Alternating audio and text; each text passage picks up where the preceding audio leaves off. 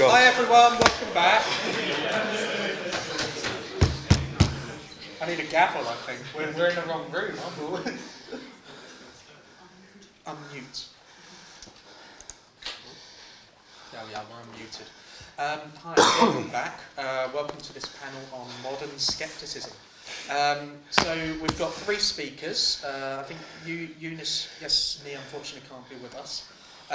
So we're going to have two speakers kind of delivering in the flesh, and then we'll have a third speaker, I think, over recording. And then what we'll do is, after all this, we'll go to Q&A at the end. So it's my pleasure to introduce Andrew MacDonald to get us started. So thanks. Take it away. There you are. Hi, I'm absolutely petrified, by the way. I just want to say that up front. Okay, so arguably climate change is a good thing. Climate skepticism / delayism. So, how do I move? Oh, do you? Oh, I see. Oh, brilliant. Okay, brilliant. Okay, so although the growing existence of a climate crisis is arguably widely accepted, different forms of climate skepticism, and more so these days delayism, are still prevalent within civil society across a wide range of media.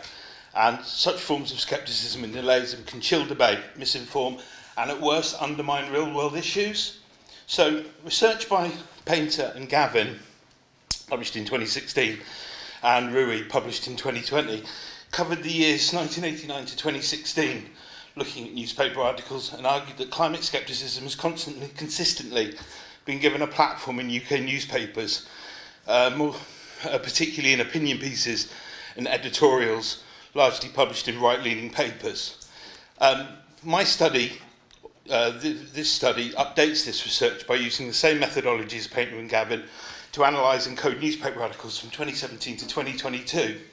Additionally, it also responds to Rui's call for qualitative research into climate denial to complement her study, which was a quantitative study.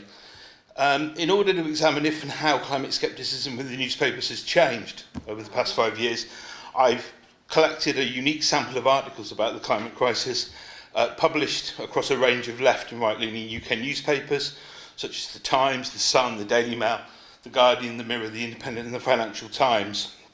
All these articles were published between the 1st of January 2017 and essentially 2 days ago in 2022.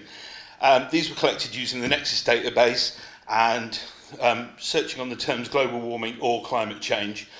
The way the process works is the articles are then sifted and coded based upon their content.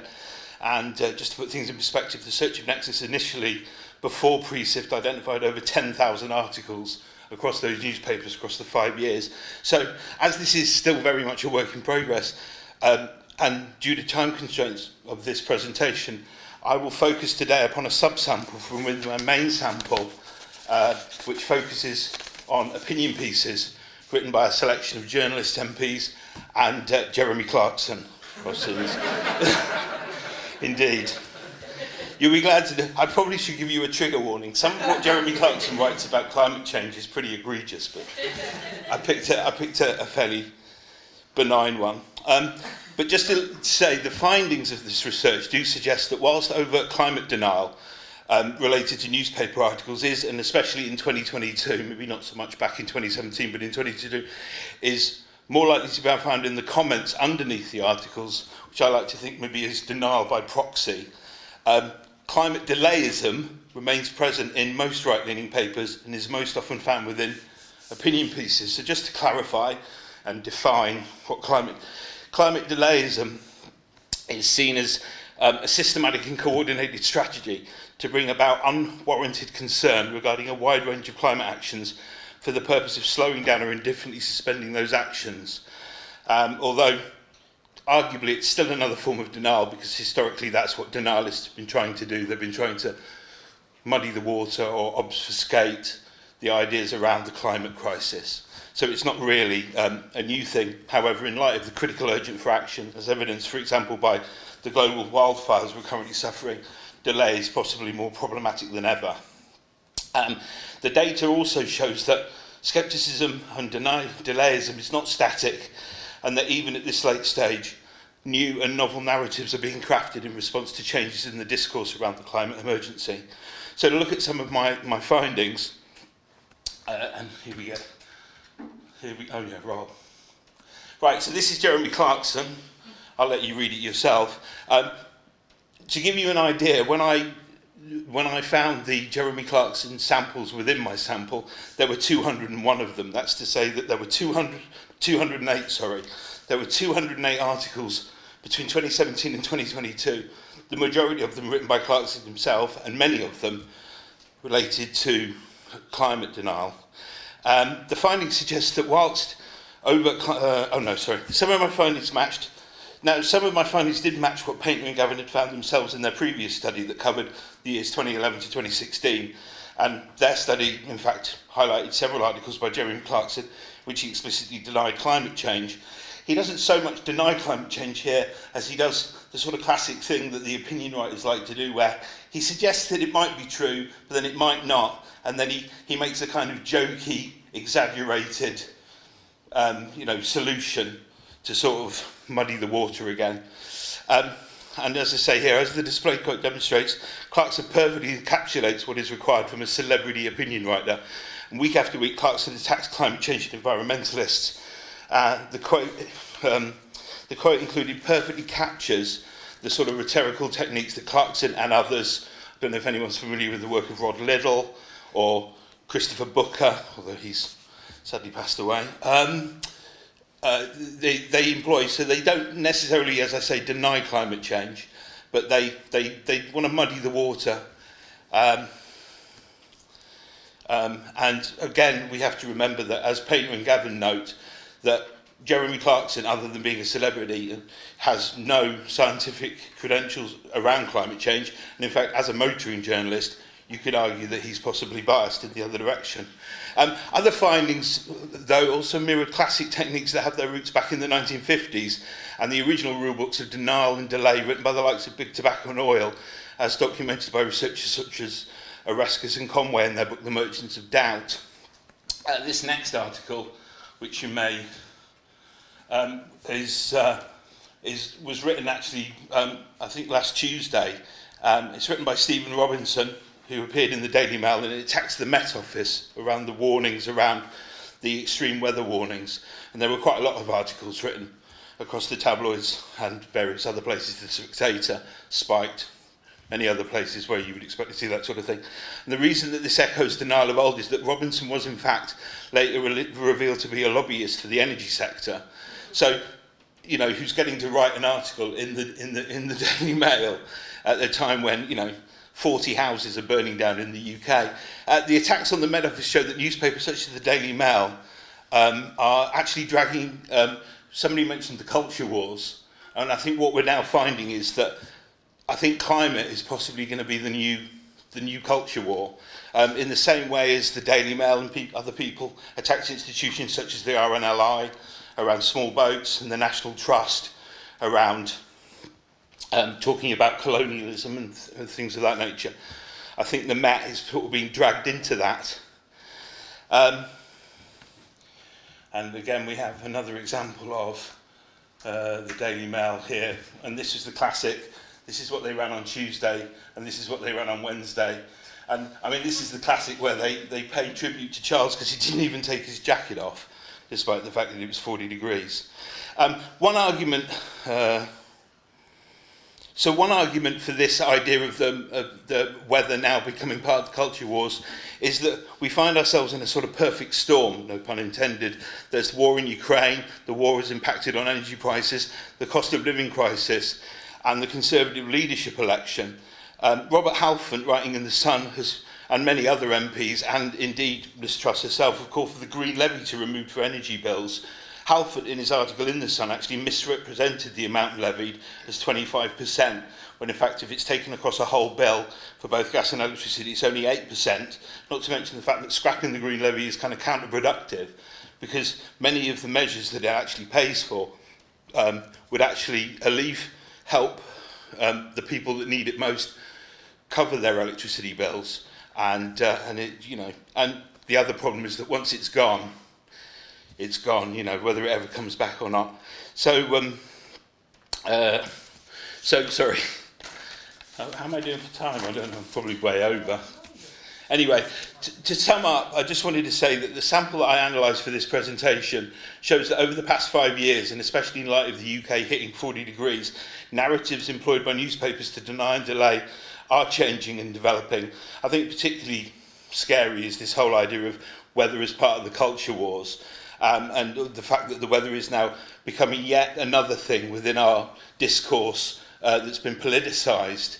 And yet another thing that will become a sort of a wedge issue, especially possibly within the leadership election. Yeah. Sorry, I'm getting a good rush down. And some references.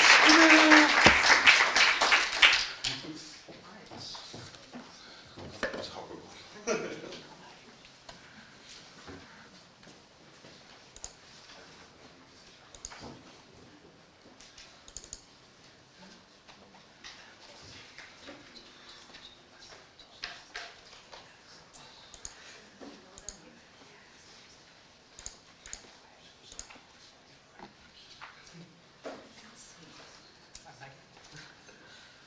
Okay, thanks, Andrew.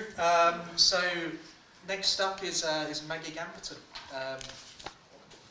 Good morning. This morning my presentation is on myth, rumour and misinformation in the UK media narrative war for the Ukraine.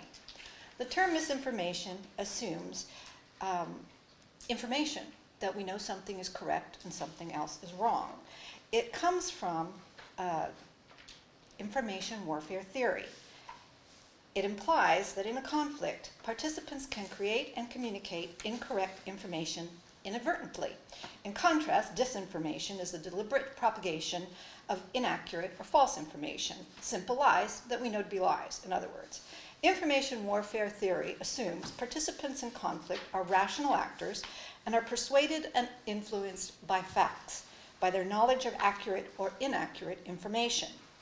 Narrative warfare theory, in contrast, works from the observation that participants in conflict are primarily emotional actors, making decisions, being persuaded or influenced by narratives, stories of identity and meaning. Information warfare is fought on the terrain of fact. Narrative warfare is fought on the terrain of meaning, identity, and emotion. In this presentation, I am going to examine a myth, a rumor, and the concept of misinformation in our current media coverage of the war in Ukraine. I'll present 3 strategic narratives: the myth of the ghost of Kyiv, rumors of Putin's illnesses, and what I call dead generals reporting. I highlight the narrative strategies of framing, personalization, ambiguity, and silence used to achieve strategic impact in the reporting presented here. I conclude with a short discussion of how the concept of misinformation is problematized when examining UK reporting on the Ukrainian war through the analytic optic of narrative warfare. The Ghost of Kyiv. Russia began its current large-scale military offensive in Ukraine on the 24th of October, 2022, this year. Note, the Ukrainians do not consider this the start of the war. They take it to 2014 and the invasion of Crimea. But for most of us, it was on February 24th, and the Russians invaded on a massive scale. On the 25th of February, the next day, the Ukrainian Ministry of Defense tweeted an image of a MiG-29, reporting that retired pilots were returning to the Air Force, and adding, "Who knows, maybe one of them is the Air Avenger seen so often in the skies of Kyiv." Other tweets and images followed from the Ministry of Defense and the Air Force, the Ukrainian Air Force, including footage of air fights attributed now to the Ghost of Kyiv that were soon identified as clips taken from combat simulation game. Oops. For several weeks, the UK press framed their coverage of the Ukrainian messaging on the Ghost of Kyiv as questions. Is the Ghost of Kyiv real? Is the Ghost of Kyiv a legend or a myth? A form of what we call narrative strategic ambiguity. On the 13th of March, Major Stepan Tarabalka, identified as the Ghost, was killed in combat. There was a pause of approximately 6 weeks in much of the popular press reporting, but it began again between the 29th of April and the 2nd of May, I found 6 more articles in the popular press which, while reporting the death of Major Tarabalka, emphasized the Ukrainian military framing with a new emphasis on the ghost as a collective personification of the Ukrainian Air Force pilots. A legend, a superhero, a myth, a cult figure. Nowhere in the UK reporting have I found the Ukrainian military narratives framed as misinformation or disinformation, which would almost certainly have been the case if the narratives had been Russian in origin.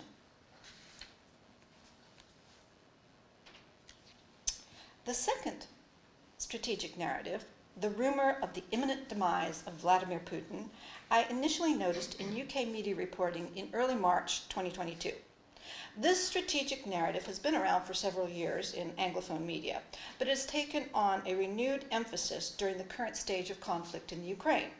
This particular narrative caught my attention because I had observed a nearly identical US liberal, progressive, radical, democratic messaging campaign of rumor and speculation on the health of Donald Trump in 2019 to 2020 in the run-up to the US presidential election. I was struck by the similarities in strategic messaging across these two very different conflict terrains. So I identified 33 news reports published between early March and mid-May that Putin suffers variously from Parkinson's, early-stage dementia, mental instability, insane delirium, schizoaffective disease, paranoia, psychosis, cancers of the blood, thyroid, and abdomen, with symptoms including a puffy face, an unsteady walk, looking bloated, feeble, weak and sickly, shaking and shuddering, trembling violently, stuttering, and gasping. He has been estimated to have only days, weeks, months, or just a few years to live. With that a list of symptoms and diseases, one has to ask, why isn't this man already dead? Well, in mid-May, something interesting happened. The Ukrainian military intelligence chief, Major General Budanov, gave an interview to Sky News in which he emphasized Putin's ill health and imminent demise. Contrary to what I might have expected, a renewed vigor in publishing on the topic, that's what I would have expected, the UK press coverage dwindled following Budanov's interview, to be replaced with 4 examples of the counter-narrative of Putin's demise is wishful thinking in 4 articles published between 29th of May and 19th of June in the UK press. Analysis of the timeframes, the nearly identical wording of the articles, and the UK intelligence sources cited indicate that the sick Putin narratives were part of a coordinated media campaign to enhance UK perceptions of overall Russian weakness in the war in Ukraine. The articles characterized their reporting as covering the rumors of Putin's illness, but speculation suggested established fact, while citing Russian and intelligence sources which they described as credible, indicating again a strategy of ambiguity. So, is the sick Putin strategic narrative an example of misinformation? Is it a rumor? In a narrative war, is a rumor only a rumor? I guess we'll have a chance to talk about that. Let's see, got this right. So the third strategic narrative to present to you today. I identified 18 articles in the UK press, which were published between mid-March and mid-July, which foreground the loss of Russian generals and colonels. A striking feature of these articles is the extent to which they give very specific details: photographs, life histories, memorial services, families, veterans associations associated with the dead Russian staff officers. The officers have been portrayed sympathetically, which is unusual given the context. We would normally expect to see vilification of an adversary in war reporting of this type.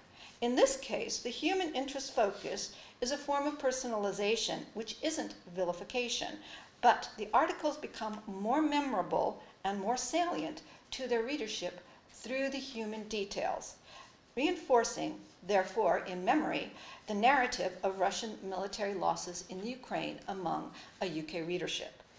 The UK press has emphasized Russian combat losses with relatively minor coverage of the equivalent Ukrainian combat losses. I think I saw one mention once of a Ukrainian staff officer who was lost in the war. They're not foregrounded in the popular press. Coverage of Ukrainian losses across a wide range of UK popular news platforms has focused on Russian war crimes and atrocities against Ukrainian civilians. This asymmetry is not accidental. The UK Ministry of Defense briefs Russian losses and avoids mention of Ukrainian losses, and this supports a specific interpretation of the combat now underway by deploying a form of strategic silence.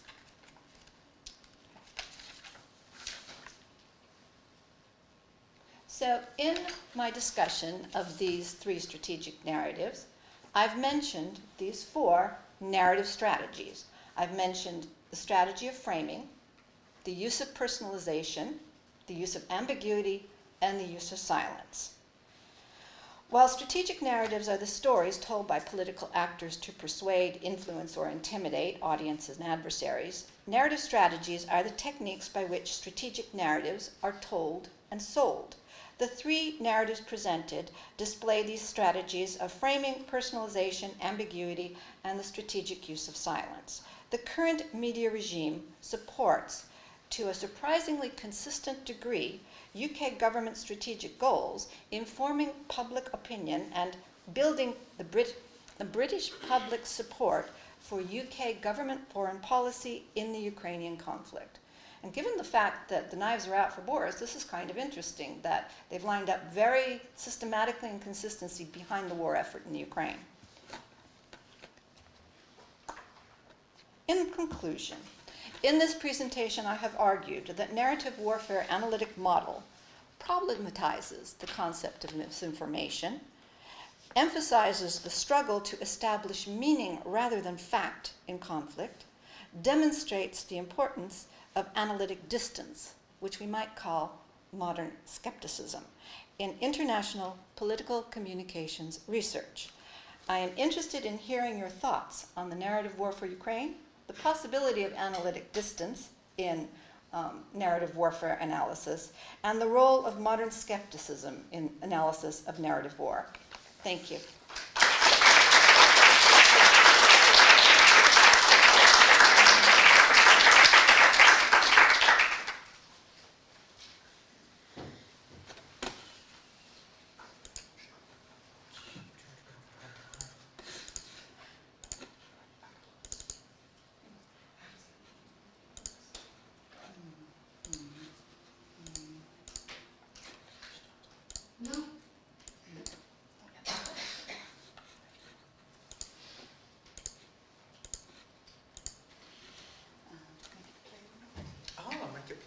So I just click. Just click the play button. Okay, so third speaker has kindly brought a recording of their speech. I'm going to butcher the name. ASTA ZELENKAUSKAITE is the third speaker. Left. Oh, bottom left. There we go. Hello, my name is ASTA ZELENKAUSKAITE. I'm an associate professor of communication at Drexel University. Thank you for having me. I have been working on questions of direct participation in online spaces by analyzing social construction of technology and the subversive techniques that push agendas that start with rumors and that can be fed by conspiracy theories, disinformation, and subvert public space. Specifically, I specifically focus on rumors in high-stakes, time-sensitive contexts during times of high uncertainty by looking at the onset of disruptive events. Examples of it could be the onset of the recent COVID-19 pandemic or recent allegations of Russian trolling, interference in the world elections, European ones and the US ones. And this entails a temporal dimension that reflects specific circumstances for rumor propagation and relevance of it as a technique of procrastination and as its potential to create speculative presence that I will be discussing today. I have been working on topics related to ideological influence online, information warfare that takes place, and most recently I looked at how discourses of justification are created online. I draw empirical examples in this presentation from my upcoming book, Creating Chaos Online, scheduled in September 2022 by the University of Michigan Press. I trace the elements of uncertainty and how to capture rumors by collecting data from online news portals, comments particularly, that covered Russian stories on Russian trolling interference in the US presidential elections. And I did that on the onset of this phenomenon after the Department of Justice, or DOJ, announced the indictment of Russian trolls, and until the announcement of the indictment of Russian trolls in 2018. So I looked into that time frame.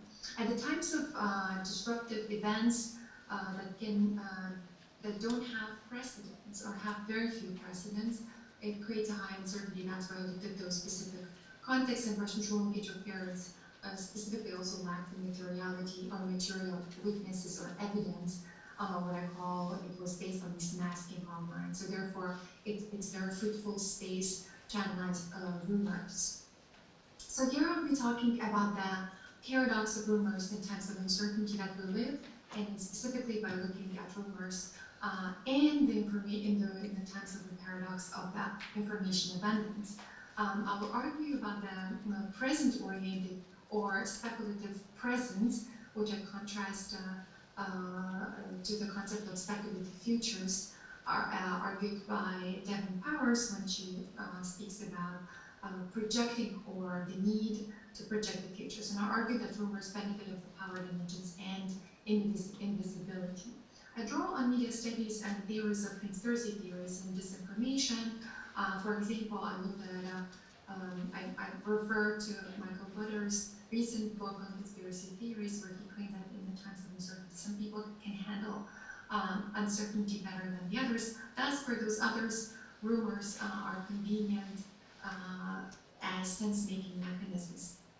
I argue that about two specific points that need further conceptualization about the nature of rumors. First is a temporal dimension, as I argued, that it's a present-oriented phenomenon, and also rumors capitalize on power dimensions that consist of blaming the powerful, and similarly as it is in the conspiracy theories, yet paradoxically the same people who are proliferating rumors incorporate that power by the virtue of being able to circulate it online. I also suggest that there are two new conditions in which rumors function in the current digital media, defined by user-generated content, where rumor circulation is not based on the sparsity of information, but about the abundance. And it's marked by affect, as suggested by Aziz Bakri in online spaces. And in addition, we have a post-truth societies. And undoubtedly, rumors function within a different logic, I argue, that contradictory to our current media-saturated worlds. Typically, any event in the current media-saturated landscape, as, for example, what Badaskivi and colleagues call hybrid media events, it is almost impossible to hide information, right? As in their study of nuclear plant malfunction in Japan. And as a result, it seems like there are pieces of evidence that are available to us through eyewitnessing or mediated real live streaming that is enabled through multiple means of information, such as Facebook Live or FaceTime or TikTok most recently. Similarly, the information abundance argument is supported, or paradox of it is supported by the scholars like Mark Toyser, who argue that we live in media, not with media. And other scholars similarly discuss the debilitating effects of information abundance in the recent book of Barzowski and previous work of Mark Andreevich on Infoblood. Moreover, even the authoritarian regimes are utilizing and employing information flooding, that is information abundance, as a concept contrasting it in contrast to centering information restriction as a technique of manipulation, so therefore information abundance is one of the elements with which we live in today. So I claim that rumors function as speculative presence, what the present could be by capitalizing on the subliminal nature of the phenomena, such as Russian trolling online that cannot be physically grasped. I focus on the myth as a real-time sense-making, which is provoked by uncertainties. Rumors can work because facts don't matter due to this concept of the epistemology of the truth or lack of it, and the concept of post-truth in which we live. Similarly, movements of anti-intellectualism that reject the scientific method contributes to the dismissal of the truth. For example, as Michael Weber claims, conspiracy theories treat nothing happens by accident, nothing is as in, and everything is connected.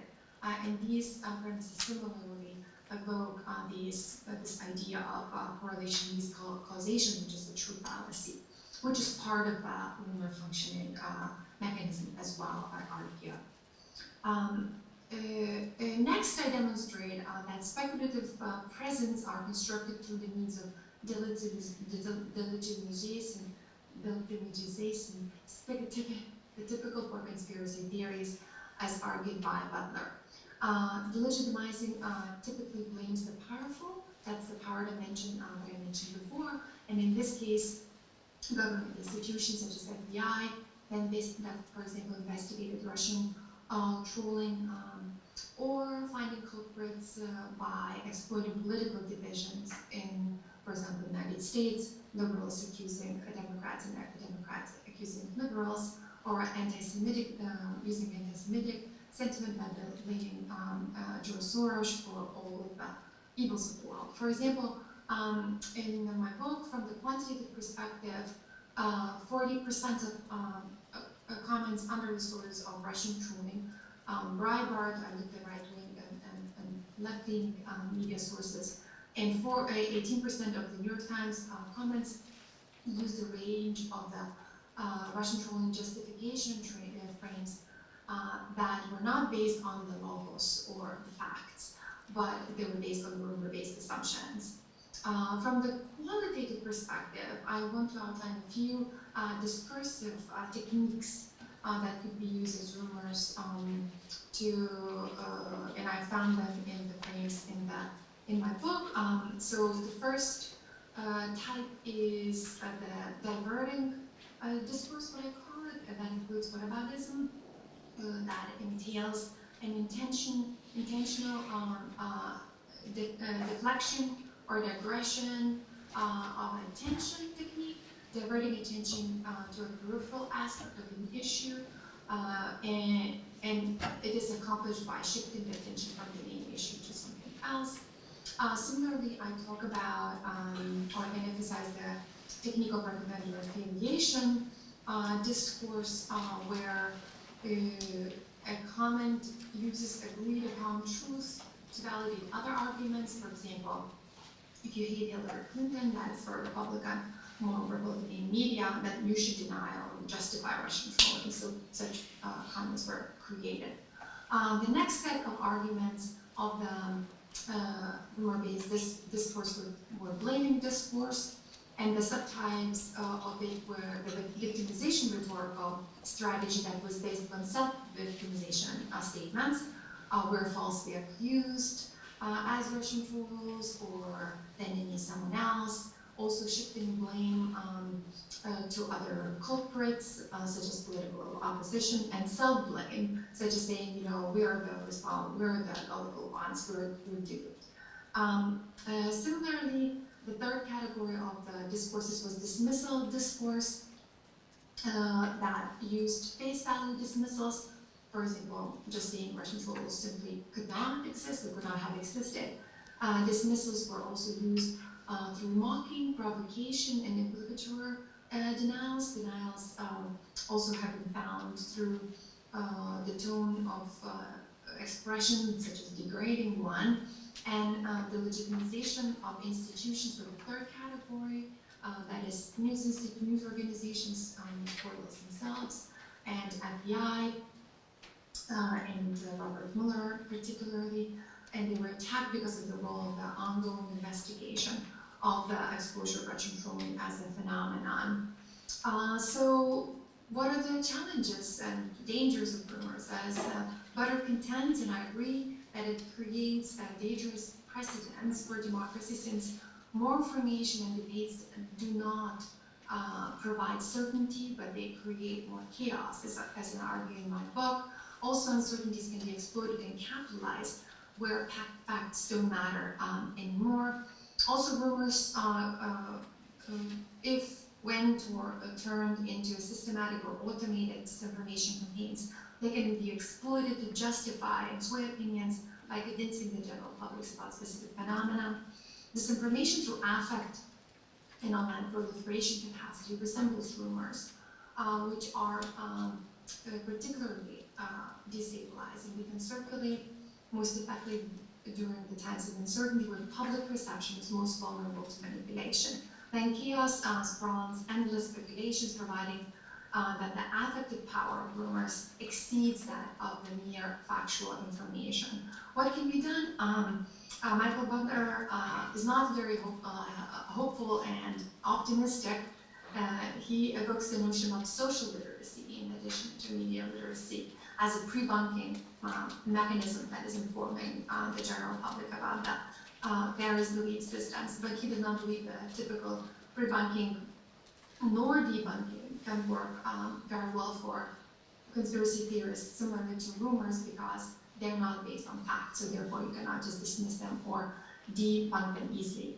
And I argue that when disinformation functions as rumor, it can be deployed and generate chaos. Thank you so much.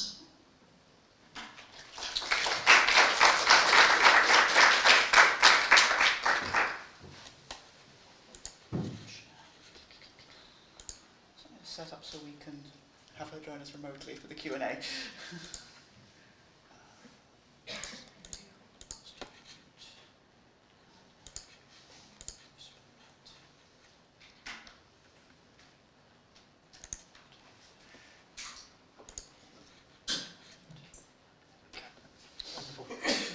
Thanks, Asta.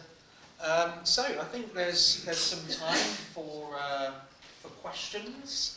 I think there's about 10 minutes, 10-15 minutes before lunch. So does anybody have any questions on the papers that we've just seen? Okay, sort of, starting at the back over here. So kind of really just interested in some feedback both from Andrew and from Asta. So you mentioned there that climate change might be the next sort of tension point in the culture wars. And I'm wondering how you feel about, so Asta there mentioned that one of the techniques for rejecting certain information is like kind of to associate it with a particular person and go, you know, if you don't like Hillary Clinton, then you must also agree X. My concern is that climate change has already been subsumed beneath the image of a blue-haired, college-educated woman who votes Democrats, to the extent that it's not really going to reach that sort of critical cultural awareness. And I'm just curious what since you guys both have an interest in this, how you feel about that. Am I guessing in the right direction, or is there more hope than that? I should actually clarify there that anecdotally I know that people I've spoken to who are Republican Trump supporters in the United States don't engage with climate change at all as an issue. They're not even devoted to debunking or dismissing it. They simply go, it is a liberal hoax. The real issue is that some people are, you know, changing their pronouns. Let's deal with that more pressing issue first. Thank you.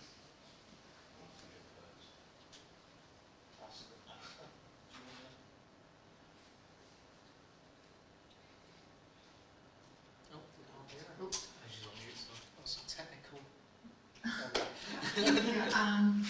So yes, I think that the biggest issue is that I'm finding in analyzing and maybe debunking or creating like contexts where people could be exposed to information. That's number one, and it's true. I've been talking about media literacy campaigns across different contexts in the book, and I'm looking at the cross-cultural analysis for this for the specific study by looking at European context as well. And there are attempts of different platforms, for example, that are, there are certain, for example, the New York Times has created a series of videos about disinformation, and that type of videos are also available on other platforms. So maybe having that cross-platform circulation of an alternative information sources, that could be a potential answer.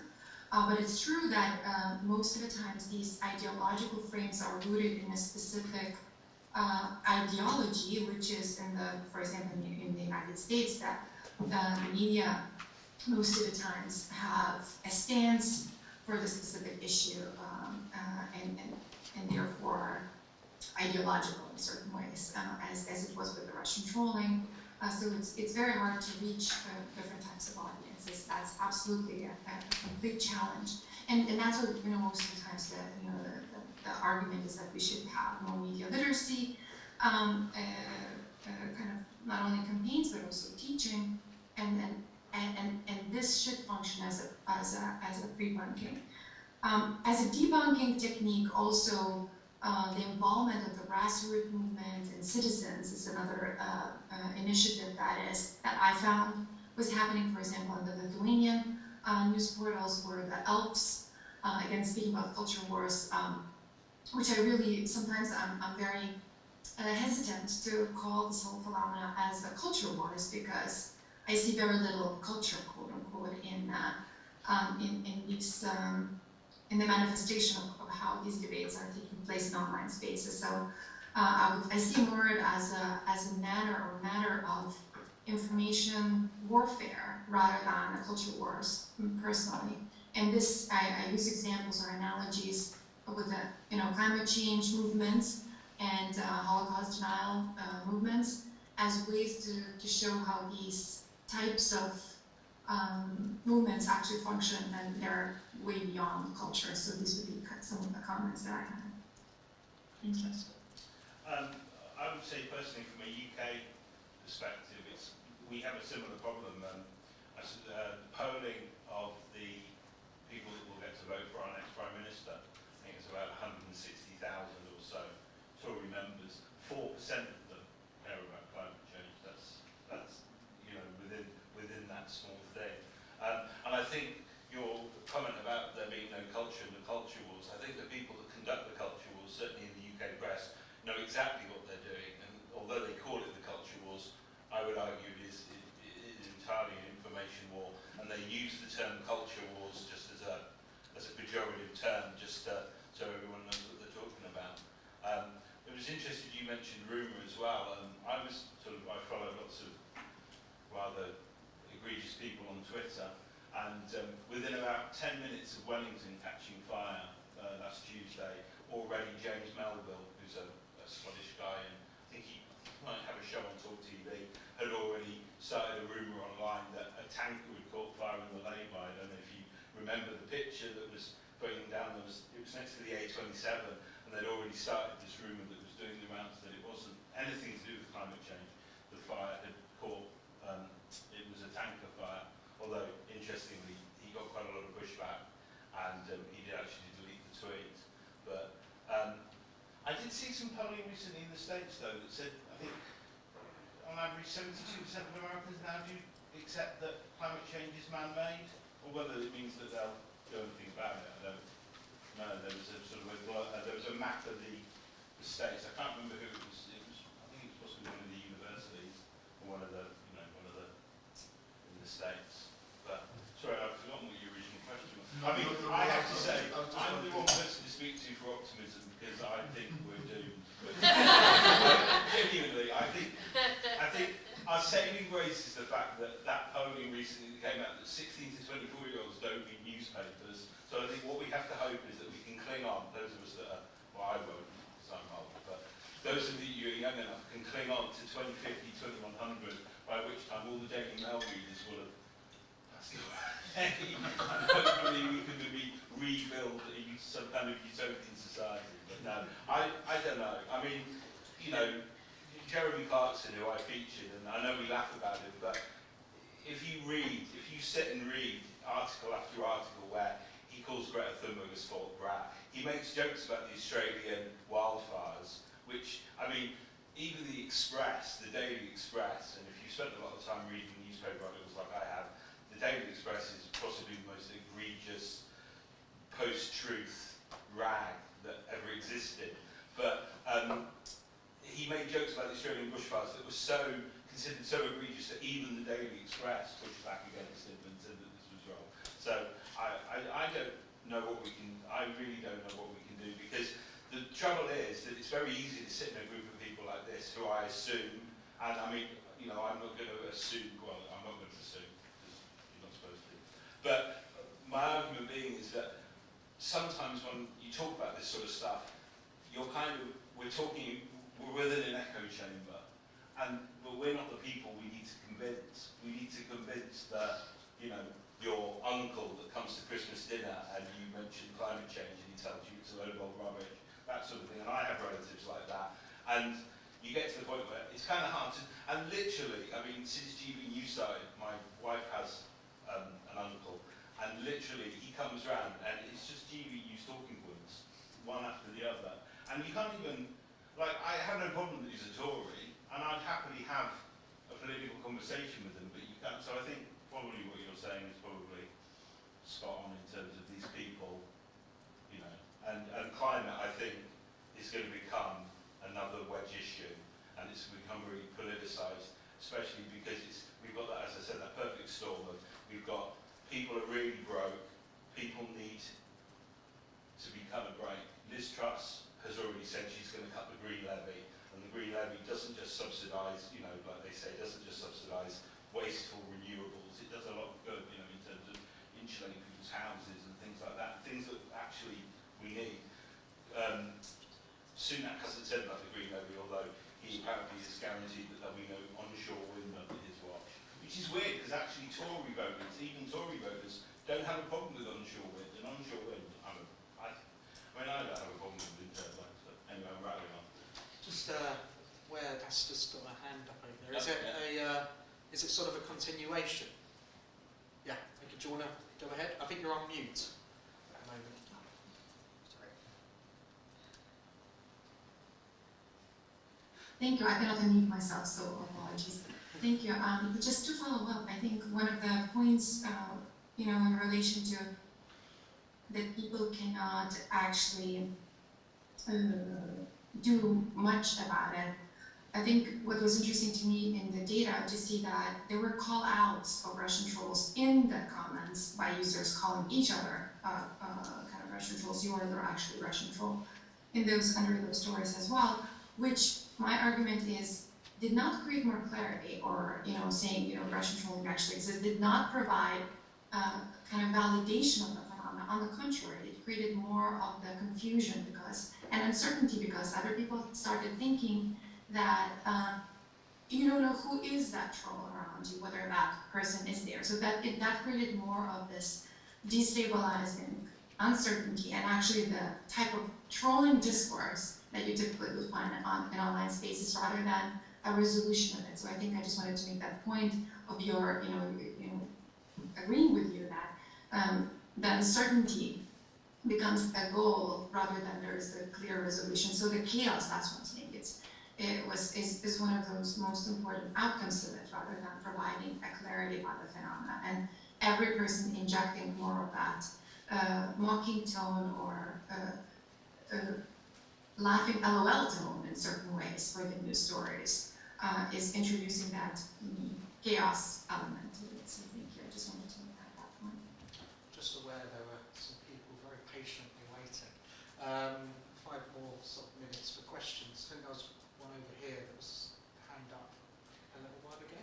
Thanks very much, Dan, and thanks very much to Maggie and to ASTA for 2 fascinating presentations. But my query is actually to Andrew.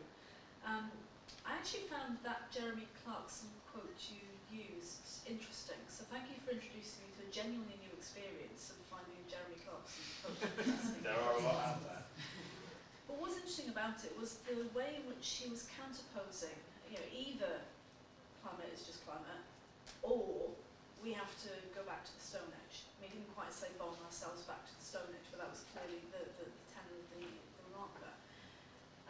interesting that essentially what was being counterposed to was, on the one hand, with a climate change apocalypse being presented by those of us who think we've got a problem, we need to do something about it, being counterposed with another apocalyptic scenario whereby the only solution is essentially to go back to the mud.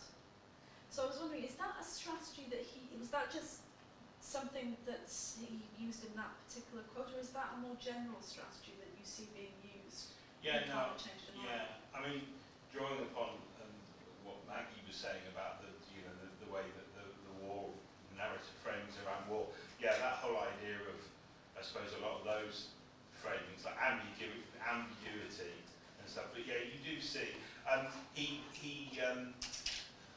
didn't see the tweets, but Adam actually mentioned them to me earlier today. But he's been tweeting from the south of France. I think last weekend he was in the last week, when we were having the 40-degree temperatures, and in fact he was in France.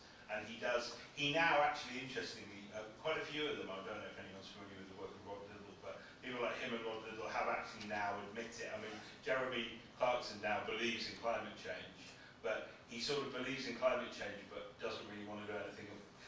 Doesn't necessarily want to do anything about it. And across, all the articles that I've read, like I say, that was quite a tame one. He's got ones where during the bushfires, as I say, the Australian bushfires, where Kangaroo Island and all those things, and all the animals were killed and stuff. He made a joke about that. Basically, Australia existed because that's where God put all the animals he couldn't put anywhere else.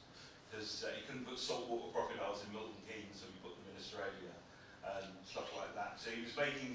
So yeah, I would argue. But I think he knows what. I think the trouble with a lot of these people, and certainly the people that are paid essentially to write opinions. So Rod Liddell is exactly the same in terms of that.